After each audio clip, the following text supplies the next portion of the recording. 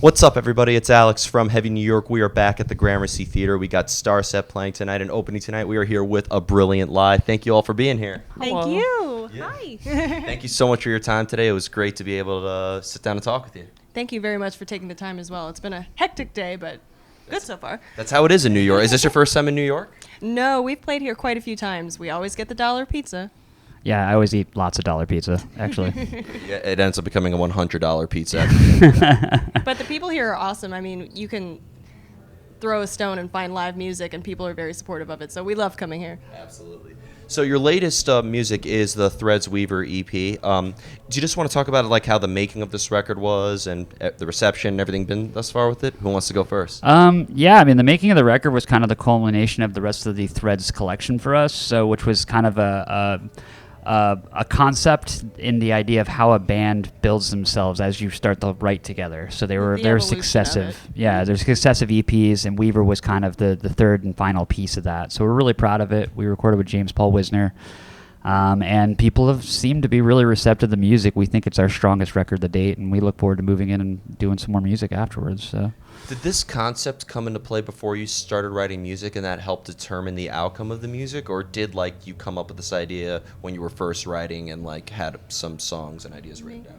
Yeah, that's actually a good question because A Brilliant Lie has been a brainchild for a while, but as Chris mentioned, we wanted to create something that the audience could grow with us over a short period of time, and when it came to writing, I think that the growth is evident. And that's what any band could aspire towards, you know what I mean? So, yeah.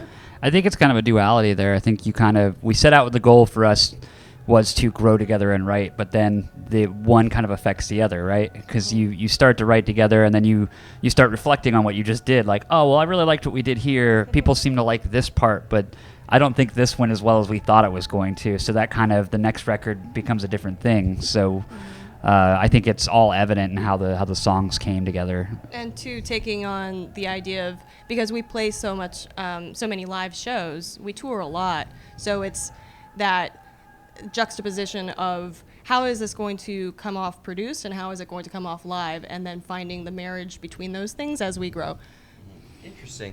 Being that you kind of have, you said this was kind of like a three-way sort of element. What I find interesting, if somebody wanted to like get engaged with the story, is it better to listen to like the rest of your back catalog and in order to fully understand the Weaver EP, or can they just pick it up from any angle? I don't think so. I think, the idea is that you could pick it up anywhere you wanted to, but then you could dive into the further stuff and see kind of where we came, how we got to that point. I think it was written as more kind of a high view idea, not something that necessarily like everything has to tie into it. You could start anywhere in the collection and just enjoy it for what it is. Right. It's kind of like watching Game of Thrones versus watching The Office. If you watch The Office, you can just kind of pick up on any season, and you might enjoy it. Game of Thrones, totally lost. No idea. Yeah. It's definitely not a Game of Thrones scenario. I never saw an episode of either of those shows, but other people might get the analogy. Yeah. So great way of putting it. Thank you.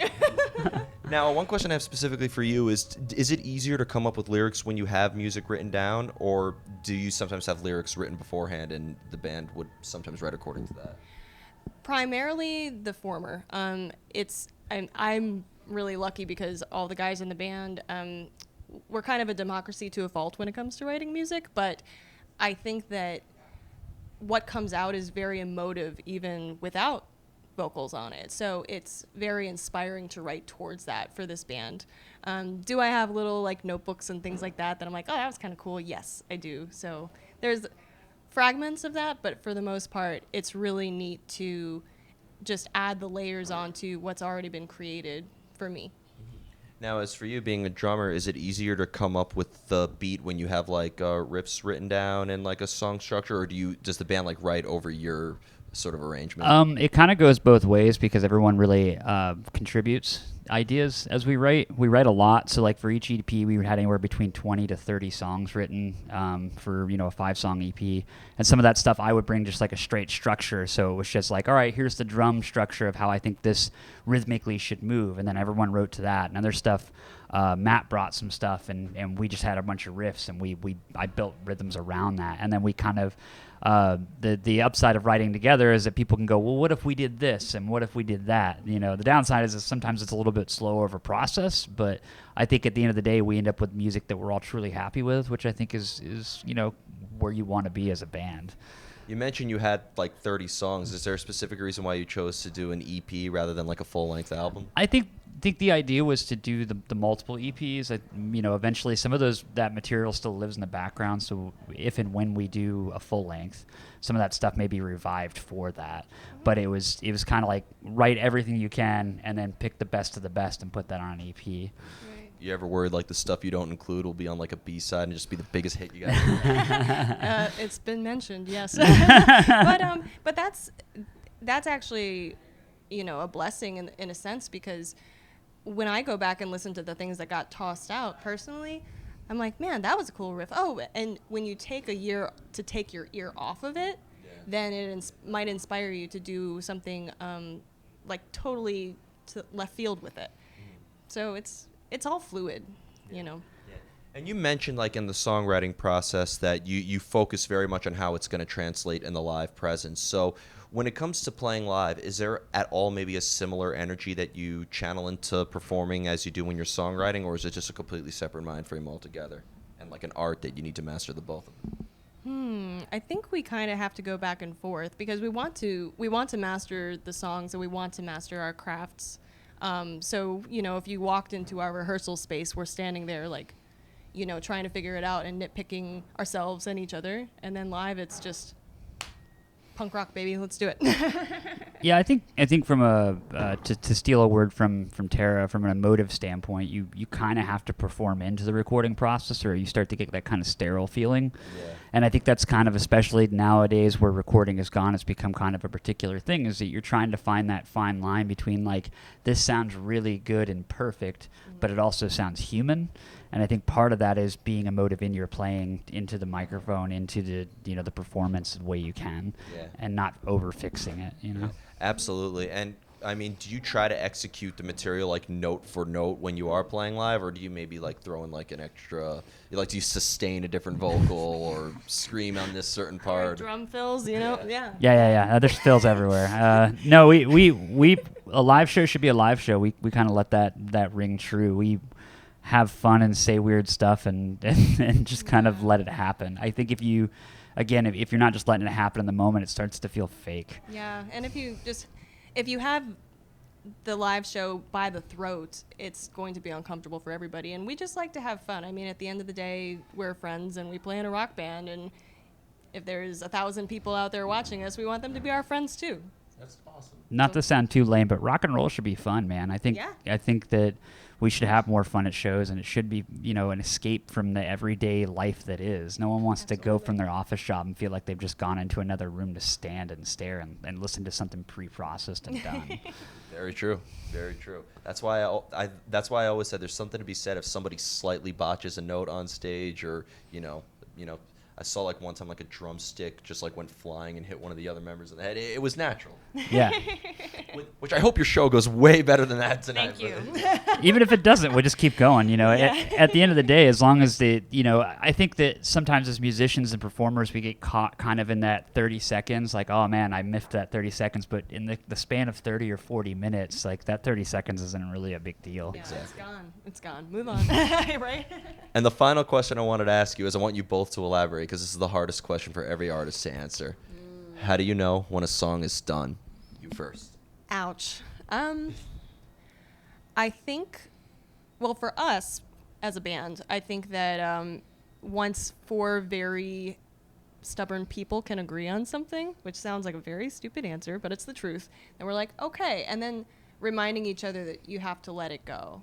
Because you can, whether it's a painting or a song, it doesn't matter. Art is always like evolving, and like I mentioned earlier with, you know, you might hear a riff that you wrote 2 years ago and then have more ideas for it later. But I think it's just using your best judgment as far as like when to let things lie and when you want to breathe life into it. But we also have schedules when it comes to working with our producers, so that helps. We put sticks in the ground.